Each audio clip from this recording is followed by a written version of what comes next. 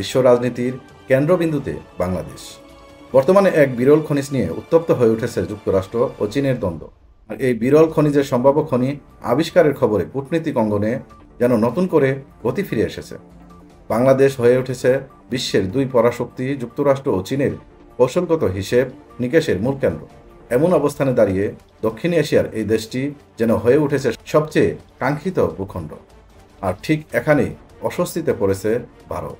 প্রাকৃতিক সম্পদ ও ভূ রাজনীতির নতুন সমীকরণে ভারতের গুরুত্ব যেন অনেকটাই অম্লান হয়ে যাচ্ছে বাংলাদেশের কাছে। বিশ্ব রাজনীতির নতুন মাপকাঠিতে যেন বাংলাদেশই হয়ে উঠেছে নতুন রয়্যাল বেঙ্গল টাইগার। চীন বর্তমানে বিশ্বের প্রায় ৮০% বিরল খনিজ নিয়ন্ত্রণ করছে, যা আধুনিক ও প্রযুক্তি ও প্রতিরক্ষা শিল্পের জন্য অত্যন্ত গুরুত্বপূর্ণ। স্মার্টফোন থেকে যুদ্ধবিমান, রকেট থেকে চৌম্বক, সবখানেই এই খনিজের প্রয়োজন। ট্রাম্প প্রশাসন যখন চীনের উপর শুল্ক আরোপ করে, তখন পাল্টা পদক্ষেপ হিসেবে চীন বিরল খনিজ রপ্তানি বন্ধ করার সিদ্ধান্ত নেয়। এতে হাহাকার শুরু হয় মার্কিন শিল্প খাতে। সম্প্রতি নিউ ইয়র্ক টাইমসের 13 এপ্রিল এক প্রতিবেদনে বলা হয়েছে, চীনের বাণিজ্য মন্ত্রণালয় চুম্বক সহ কিছু গুরুত্বপূর্ণ বিরল মৌল রপ্তানি সাময়িকভাবে স্থগিত করছে।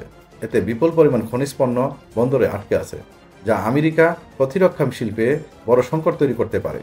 ঠিক এমন সময়ে বাংলাদেশে মিলছে আশার আলো। গবেষণা চলছে দেশের নদ নদী, চর উপকূল, বালু ও কয়লার স্তরে বিরল খনিজের উপস্থিতি শনাক্ত হয়েছে।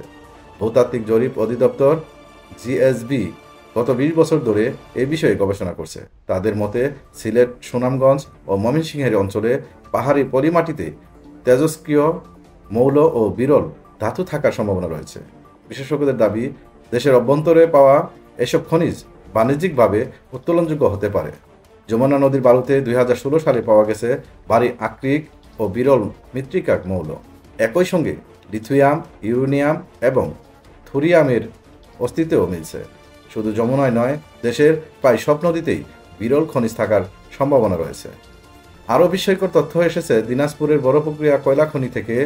প্রতি কেজি কয়লায় যেখানে 100 মিলিগ্রাম বিরল খনিজ থাকলে তা উত্তোলনযোগ্য ধরা হয়, সেখানে পাওয়া কয়লা রয়েছে 200 মিলিগ্রাম এবং কয়লা পুরানোর ছায়ে পাওয়া গেছে 700 থেকে 800 মিলিগ্রাম বিরল খনিজ, যা নিঃসন্দেহে বাণিজ্যিকভাবে অত্যন্ত সম্ভাবনাময়।